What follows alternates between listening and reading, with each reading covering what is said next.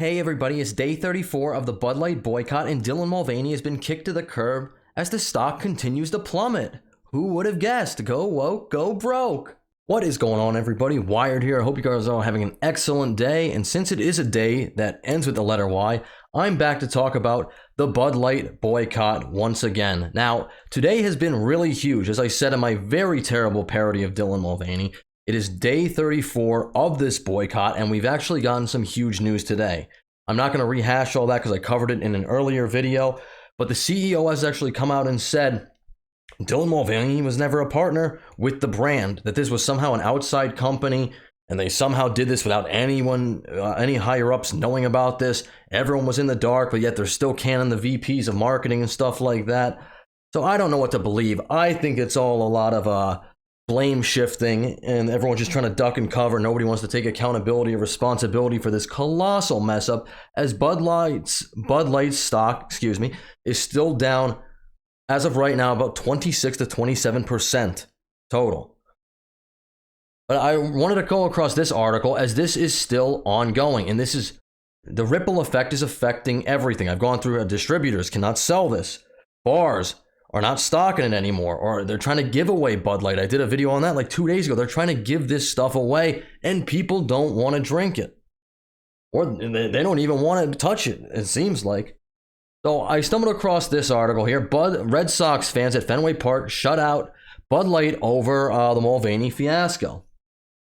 Boston Red Sox fans at Fenway Park are seemingly walking past Bud Light vendors to purchase their stadium refreshments and other concession stands as the Dylan Mulvaney controversy continues to saddle the beer maker. And I did this in a previous video too. Coors Light, Miller Lite, they're both up about 13%. They're actually up about the amount that Bud Light is down. A TikTok video posted Wednesday shows fans waiting in line while the adjacent stand that appears to be selling the blue Bud Light cans is deserted. Fenway Park Bud Light stands Ghost Town. Did I say that right? Stand Ghost Town? Oh, Stan Ghost Town. I'm sorry, I can't read. Massachusetts-based real estate agent who posted the video, which generated more than 1.2 million views as of Thursday. The video, apparently shot during the Red Sox battle with the Toronto Blue Jays, was taken at the concession area in the bleacher concourse section of the famous ballpark of Yawkey Way. Oh, that's an odd name. One of the workers can be seen looking at his phone. Well, I've worked at fast food. You don't have to. People are always doing that. But yeah, as you can see right here, well, this isn't a very good close-up. Actually, there's a video a little further down. Oh, here it is. We'll play this real quick.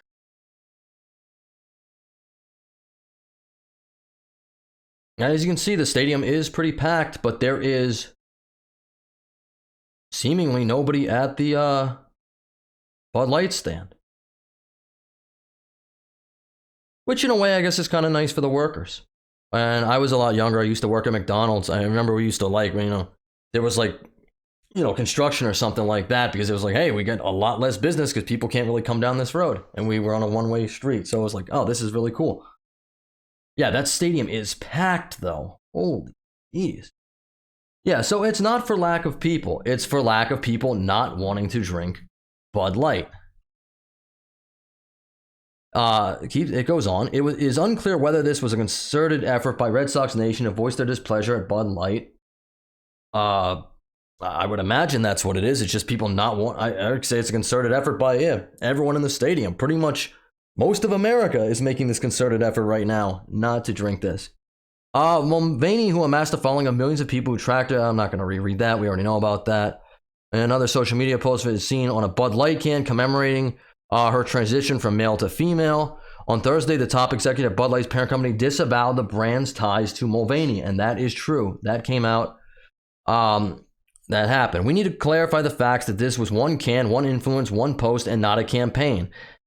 And like I said, that could all be well and good. That could all be true. But I feel like if it was really genuine, if that's really what happened, they would have came out with a statement 2 or 3 days later, a week's top. They'd be like, no, you got this all wrong. They didn't do that. This is, I said, day 34. We are way out from the start of this. Their sales are tanking. They thought they could go crawl back under their rock and hide. And it's just not working for them. People are still not buying their product. They see every week sales are slipping. Now, interestingly, though, they're saying this isn't really that bad. From CNN Business, it's too early to assess any potential Bud Light backlash, Anheuser-Busch CEO says. I don't think so. If you have lost 26% of your market value, or not your market value, I'm sorry, your sales within the past month, that's a crisis right there. You're approaching, Great Depression status of Bud Light, essentially. Anheuser-Busch InBev CEO Michelle Ducaris addressed the Bud Light controversy in the company's earnings call Thursday, saying it's too early to have a full view of the impact of sponsoring Instagram posts by influencer Mulvaney.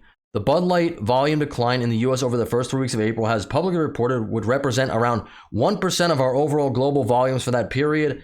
I would say padding. It has to be much higher than that if all your cans are down and all your bottles are down 27%. Then again, it doesn't sound right to me. Ducaris acknowledged that the controversy has impacted our people and especially our frontline workers, including truckers, sales representatives, and servers. In recent weeks, several Anheuser-Busch facilities have been threatened, including a boom boom at a brewery in Southern California. And now, listen, I understand that people are upset about this campaign, but don't do stupid stuff like that. That's absolutely uncalled for. That's ridiculous. I don't know, the leaps in logic that some people do. Like I said, I'm about as riled up as anyone with this, but don't do that. That's not cool. He also reiterated that the Mulvaney post wasn't an ad campaign and blasted the misinformation surrounding the sponsored post. Last week, AB met with distributors to help them dispel potential retailer misconception about the Mulvaney ad. Well, you know what would have done that if you didn't go silent on social media for 2.5 weeks, then you release a Clydesdale ad, bringing America back together, the golden days of Bud Light, like you didn't release this thing at all, then going silent again, turning off the comments on YouTube. When that thing got blown up, I pulled up the like to dislike ratio. It's ridiculous. It's been viewed, I don't know, like a couple million times. Last time I checked, it's like 300 likes. It's the most ratioed thing I think I might have ever seen on YouTube. Here we go. A single can with Mulvaney's face given to her and was not for sale for the general public and not part of a broad campaign. Again, we're in the age of social media. It's not like you got to type this up with the newspaper. This would have taken, a day or two to clarify. And that's being generous. Really is. Should have consulted with the CEOs, but you didn't think there was going to be a huge backlash. That's why nobody did anything. But once you realize that, about a week after, should have done something about it. Sales of Bud Light have declined over the past month following backlash after it gave the can to Mulvaney, yada, yada, yada. We all know that. Overall, Anheuser-Busch reported strong first quarter earnings, beating analyst expectations. And again, hey, that's fine for them. But this happened, I would imagine so. This didn't happen until April. This wouldn't have made it into a quarterly report. It's too early for that. You're not going to understand the impact of it. All we do is we have the sales numbers.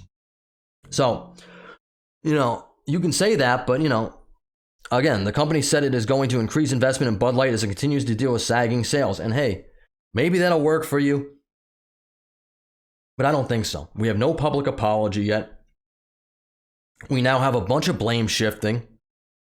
It's taken you 34 days to come out and disavow that, Mulvaney is not associated with the brand. And I don't think this is going to be enough. I think there might, for a long time be a negative stigma of somebody going out to a bar and, ordering a Bud Light and people giving them weird looks and being like, oh, really?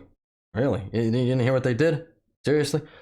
But I don't know. That's just me. I'm not a big Bud drinker. I never have been. I, drank a few back in college. It's cheap. It's a nice cheap buzz. But, I can't say I bought one in years. But again, I'm not going to buy one anytime soon, obviously, because of this.